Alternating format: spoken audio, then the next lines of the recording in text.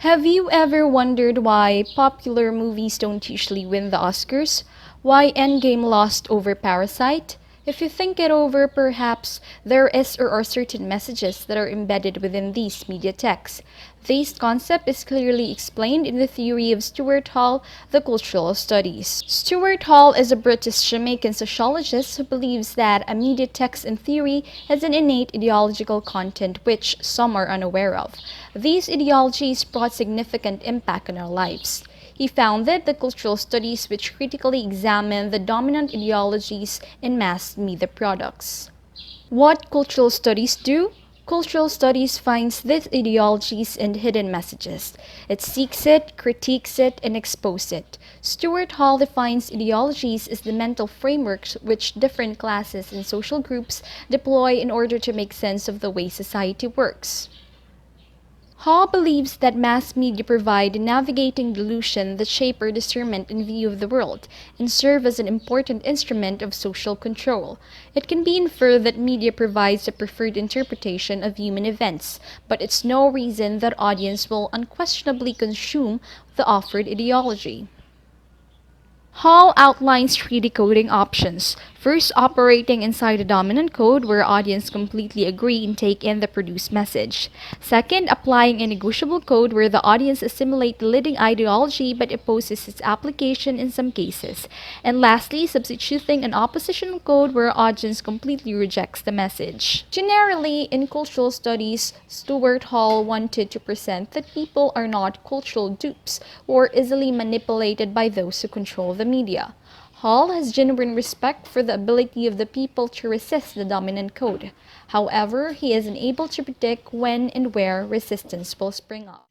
Hello, as a certified fangirl here, I will be talking about fandom and fan studies. The terms fan and fandom dates way back 19th to 20th century, initially for sports fans called, but nag-evolve siya and was eventually used for sci-fi, literature, media fandoms. Okay, brief history muna tayo back in the 1920s. Sci-fi fandoms organized with pulp magazine.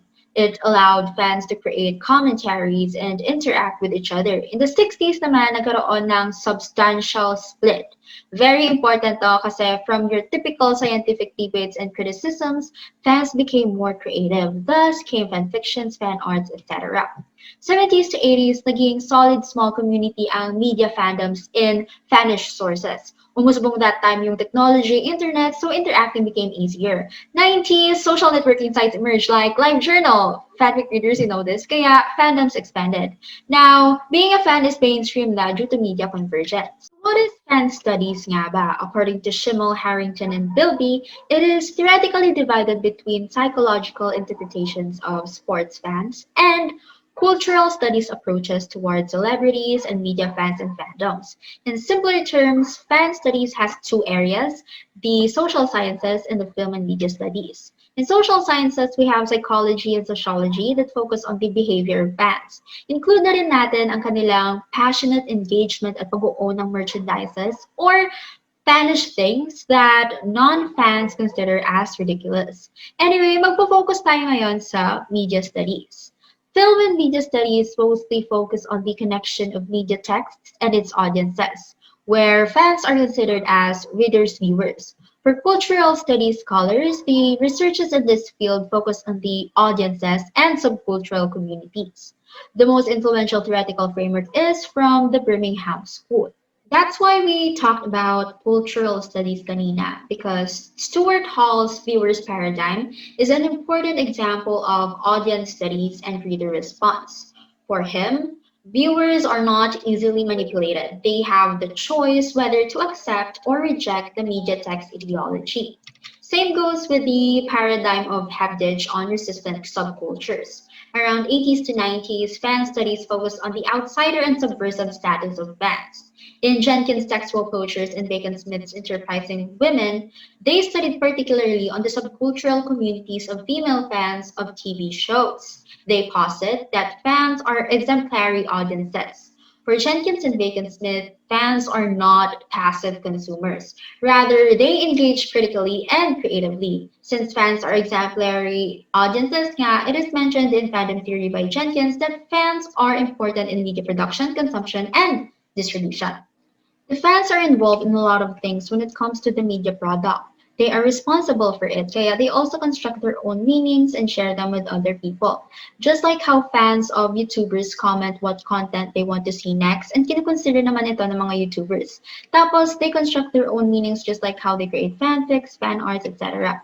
Moving on, the next generation of scholars challenged the emphasis on resistance and subversion. Abercrombie and Longhurst emphasized the spectacle performance paradigm. This approach focused on the audience's engagement with media as part of their daily routine. We also have fan cultures by Hills and fans by Sandboss that focus on the psychology of fans and fandoms. Pati na rin kung paano na-establish yung mga fanish things sa imagination ng fans. There are a lot of contemporary fan studies. They all focus on the various issues about the role of fans and the emphasis of fan studies in terms of the developing online interactions, industry awareness, as well as the growing activist fan community. The studies are seen on the screen here, yes. Moreover, there are still a lot of debates in fan studies, just like the relationship between fandom and audience at large, convergence culture redefining the concept of fan and fandoms, fan studies being limited to pop culture only. But despite that, according to Little John and Foss, MediaTek's engagement of fandoms and the process of creating and sharing may establish a creative culture that resists media convergence models. That is it for our introduction to cultural studies and fandoms. Thank you very much.